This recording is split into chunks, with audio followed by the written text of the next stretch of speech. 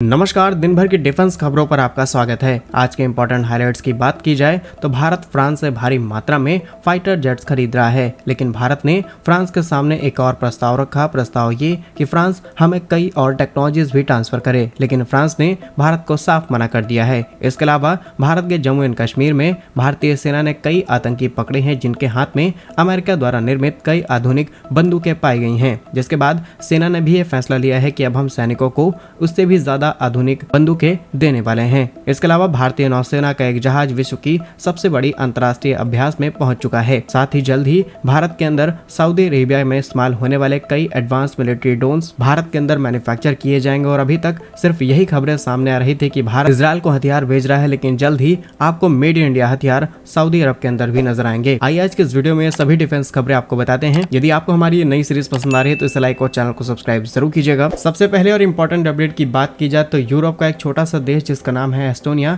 ये भारत के साथ मिलकर के अब नई डिफेंस टेक्नोलॉजीज पर काम करेंगे। जानकारी के लिए आपको बता दें कि एस्टोनिया एक ऐसा देश है जिसकी डिफेंस टेक्नोलॉजीज काफी ज्यादा पॉपुलर मानी जाती हैं और इनकी छोटी छोटी टेक्नोलॉजीज आज दुनिया के बड़े बड़े डिफेंस प्रोजेक्ट में इस्तेमाल होती हैं। रिसेंटली आई रिपोर्ट्स के मुताबिक एस्टोनिया के रक्षा मंत्री मार्गस टिंगस और भारत के रक्षा मंत्री राजनाथ सिंह जी मिलकर के इस एक नए समझौते पर हस्ताक्षर करते हैं, जिसके बाद अब दोनों ही देश नए नए defence equipments, sensor technology, cyber securities और अलग अलग प्रकार के जितने भी डिफेंस इक्विपमेंट्स हैं उन पर मिलकर काम करेंगे। वहीं एस्टोनिया के रक्षा मंत्री जी का कहना है कि इस बार एक छोटे और बड़े देश के बीच में सहयोग किया गया है, जिससे दोनों ही देश मिलकर के अपनी डिफेंस टेक्नोलॉजीज को और ज्यादा आगे बढ़ाने में एक दूसरे की मदद कर पाएंगे। और ऐसा पहली बार नहीं है, इससे पहले भारत ने अन्य देश जैसे कि इजराइल, फ्रांस और रूस के साथ में भी ऐसे ही डिफेंस टेक्नोलॉजीज के साथ सहयोग किस तरीके से बढ़ाया जाए, इस पर तमाम बड़े समझौते किए हैं। अगली इंपॉर्टेंट अपडेट की बात की जाए तो भारत अब कई प्रकार के advance under water drones manufacture करने वाला है अपने देश के अंदर, लेकिन ये ड्रोन्स भारत में नहीं बल्कि सऊदी अरब में इस्तेमाल किए जाएंगे। रिसेंटली रिपोर्ट्स के मुताबिक भारत की डिफेंस कंपनी जिसका नाम है सुस्कॉम ने अपने द्वारा तैयार किए गए अंडर वाटर ड्रोन जिसका नाम है सीवर्फ, उनको बनाने के लिए सऊदी अरब से काफी बड़ा एक्सपोर्ट ऑर्डर रिसीव किया है। इन्हें भारत के अंदर मैन्युफैक्चर करके सऊदी अरब के अंदर एक्सपोर्ट किया जाएगा, जिससे भारत और सऊदी अरब के बीच जो डिफेंस रिलेशंस हैं वो और ज्यादा स्ट्रॉन्ग होंगे। रिपोर्ट्स के मुताबिक सीवर्फ एक स्वचालित अंडर वाटर व्हीकल है जिसका उपयोग समुद्र के अंदर हो रही एक्टिविटीज पर निगरानी रखना, कोस्टल एरियाज पर नजर रखना और कई प्रकार के माइनिंग सेक्टर में भी इसका इस्तेमाल किया जा सकता है। ओवरऑल इस रिपोर्ट के हिसाब से देखा जाए तो भारत के डिफेंस सेक्टर के लिए काफी बड़ी उपलब्धि है, जहां पर भारत ने ऑलरेडी अपने इतिहास का सबसे बड़ा डिफेंस एक्सपोर्ट करना शुरू कर दिया है। इस तरीके के छोटे छोटे ऑर्डर्स भी भारत के टोटल डिफेंस एक्सपोर्ट में काफी बड़ा कंट्रीब्यूशन करने वाले हैं। और जहां अभी तक सिर्फ इजराइल पर सवाल खड़े किए जा रहे थे कि ये भारत से हथियार मांग रहे हैं, अब सऊदी अरब के अंदर भी इसी तरीके के मेड इन इंडिया हथियार आपको देखने को मिलेंगे। अगली इंपॉर्टेंट अपडेट की बात की जाए तो डीआरडीओ ने अपनी पहली IRST टेक्नोलॉजी डेवलप कर ली है, जो भारतीय सेना के लिए बहुत ही ज्यादा इंपॉर्टेंट होने वाली है। डीआरडीओ की तरफ से तैयार की गई IRST टेक्नोलॉजी जिसका पूरा नाम है infrared search and track system, अब इसे जल्द ही Su-35 MKI के अंदर इंटीग्रेट किया जाएगा, जिससे भारतीय वायुसेना की ताकत और ज्यादा बढ़ जाएगी। असल में अगर जैसे ही इसे लड़ाकू विमानों के अंदर इंटीग्रेट किया जाता है, उसके बाद उस लड़ाकू विमान की ताकत बढ़ेगी। वो कई प्रकार से लक्ष्यों को आसानी से पहचान सकता है, उनको ट्रैक कर सकता है और किस एंगल से हमले किए जा रहे हैं, एक एक एंगल की डिटेल्स फाइटर जेट के अंदर मिलती रहेगी। साथ ही IRST टेक्नोलॉजी दुश्मन के कई ठिकानों और उनके विमानों को भी पता लगा सकती है, खासकर जब वो रडार की पहुंच से बाहर हो, और कई खराब मौसम में भी ये टेक्नोलॉजी आसानी से काम कर सकती है। फिलहाल डीआरडीओ ने भारतीय वायुसेना के साथ मिलकर के इस टेक्नोलॉजी पर काम किया और अगले कुछ महीनों के बाद इसके फाइनल टेस्ट किए जाएंगे और फिर इसे भारत के कई फाइटर जेट्स के अंदर आसानी से लगाया जा सकता है। डीआरडीओ की इस बड़ी उपलब्धि के लिए कमेंट बॉक्स में जय हिंद जरूर लिखिएगा। अगली इंपॉर्टेंट अपडेट की बात की जाए तो इस सामने निकल के आ रही है भारतीय नौसेना से, जहां पर भारतीय नौसेना का जहाज जिसका नाम है INS शिवालिक ये पर्ल हार्बर पहुंच चुका है। यहाँ पर रिम्पैक्ट 2024 अभ्यास किया जा रहा है और इसे दुनिया की सबसे बड़ी अंतर्राष्ट्रीय समुद्र अभ्यास का नाम दिया गया है, जिसमें दुनिया के कई बड़े देश पार्टिसिपेट करते हैं और यहाँ पर भारत बीच में शामिल हो चुका है। रिपोर्ट्स के मुताबिक INS शिवालिक एक शक्तिशाली फ्रिगेट है जो भारतीय नौसेना का हिस्सा है। यह जहाज पर्ल हार्बर पहुंच चुका है ताकि वहां पर होने वाली रिम्पैक्ट अभ्यास में भाग ले सके। और रिम्पैक्ट अभ्यास 2 साल में एक बार आयोजित होने वाली अभ्यास है, जिसमें कई देश पार्टिसिपेट करते हैं। इस बार इस अभ्यास में भारतीय नौसेना के अलावा अमेरिका, जापान, ऑस्ट्रेलिया, कनाडा जैसे कई देशों ने पार्टिसिपेट किया है। अगली इंपॉर्टेंट अपडेट की बात की जाए तो रशियन मेड AK-19 कार्बाइन्स को अब भारतीय सेना में इस्तेमाल नहीं किया जाएगा। इसके काफी बड़े कॉन्ट्रैक्ट को भारतीय सेना की तरफ से अस्वीकार कर दिया गया है। लेकिन इससे क्या भारत और रूस के बीच होने वाले रक्षा सहयोगों पर प्रश्न चिन्ह लगते हैं? आइए जानते हैं। असल में भारतीय सेना ने अपने कार्बाइन खरीद प्रक्रिया में रूस के AK-19 कार्बाइन को अस्वीकार कर दिया है। उनका कहना है कि वैसे तो रूस द्वारा तैयार की गई ये नई पीढ़ी की कार्बाइन है, लेकिन ये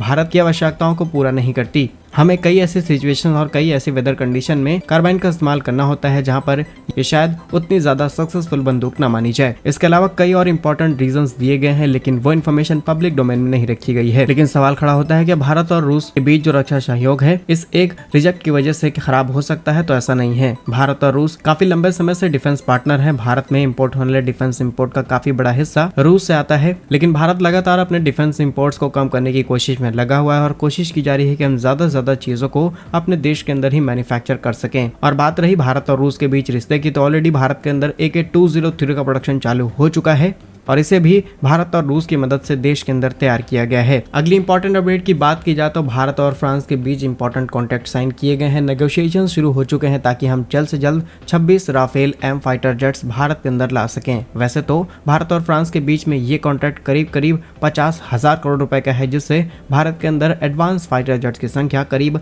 62 हो जाएगी। लेकिन फ्रांस ने इस कॉन्ट्रैक्ट में कुछ टेक्नोलॉजीज को लेकर के आनाकानी शुरू कर दी है। असल में जब भारत इंटरेस्ट शो करता है कि देश के अंदर ऐसा फाइटर जेट्स की जरूरत है, तो उसमें अमेरिका के F-15EX और यूरोप के टाइफून जैसे विमान पार्टिसिपेट करते हैं। इनमें भी इनको शॉर्टलिस्ट किया जाता है। लेकिन फ्रांसीसी कंपनी दसॉल्ट एविएशन की तरफ से तैयार किए गए राफेल्स को यहाँ पर सबसे ज्यादा इंपॉर्टेंस दी जाती है। लेकिन अब जब भारत की तरफ से डिमांड की जा रही है दसॉल्ट से कि हम कुछ टेक्नोलॉजीज भी आपसे ले सकते हैं और हमें जरूरत है ताकि हम इतने बड़े फाइटर जेट्स की संख्या को आसानी से मैनेज कर पाएं और आगे चल के अगर कई दिक्कतें भी आती हैं तो हम इन्हें आसानी से अपने हिसाब से सही भी कर पाएंगे। लेकिन दसॉल्ट से जब इस चीज को लेकर के बातचीत की जाती है तो वो टेक्नोलॉजी ट्रांसफर करने में असहज महसूस कर रहे हैं और लगता है कि आगे चल के भारत इस टेक्नोलॉजी का इस्तेमाल करते हुए खुद के फाइटर जेट्स बनाना शुरू कर देगा। इसीलिए कंपनी टेक्नोलॉजी ट्रांसफर करने में बहुत ज्यादा आनाकानी कर रही है और यही सब चीजें भविष्य में भारत को फेस ना करनी पड़े, इसीलिए हम स्वदेशी क्षमताओं के साथ खुद के लड़ाकू विमानों पर काम करने की तैयारी शुरू कर रहे हैं। अगली इंपॉर्टेंट अपडेट की बात की जाए तो भारत के IIT ड्रोन स्टार्टअप और DRDO ने मिलकर के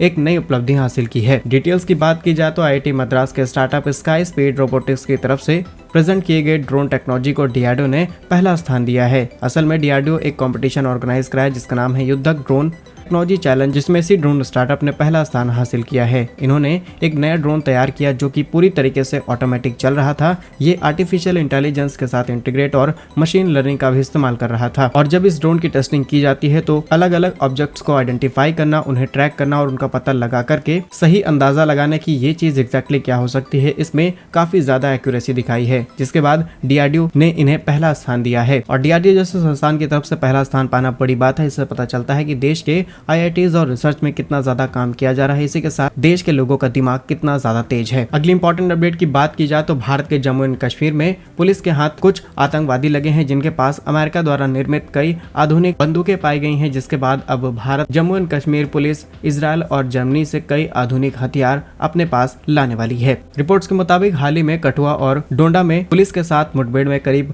5 विदेशी आतंकवादियों को मारा जाता है जिनके पास अमेरिका द्वारा निर्मित M4 कार्बाइन बरामद हुई है। ऐसे में सवाल खड़ा होता है कि अमेरिका द्वारा बनाई गई ऐसी आधुनिक बंदूकें आतंकवादियों तक कैसे पहुंच रही हैं और इसमें एक तीसरा रास्ता सामने निकल के आता है। फिलहाल इस कदम के उठाए जाने के बाद अब जम्मू एंड कश्मीर पुलिस फैसला कर रही है कि इसको लेकर के जल्द ही नियम बदले जाए और अब हम इजराइल और जर्मनी से इससे भी ज्यादा आधुनिक हथियार ला सके ताकि भविष्य में किसी भी आम नागरिक, सेना या फिर पुलिस की जान नहीं जानी चाहिए। और क्या देश की पुलिस, सेना सभी को बंदूकें बदलने की जरूरत है या फिर नहीं, कमेंट्स में अपनी राय जरूर बताइएगा। और इन सभी डिफेंस अपडेट पर आपका क्या फीडबैक है हमें कमेंट्स में जरूर बताइए। यदि आपको हमारी ये सीरीज पसंद आ रही है तो इसे लाइक और चैनल को सब्सक्राइब जरूर कीजिए। वंदे मातरम, भारत माता की जय।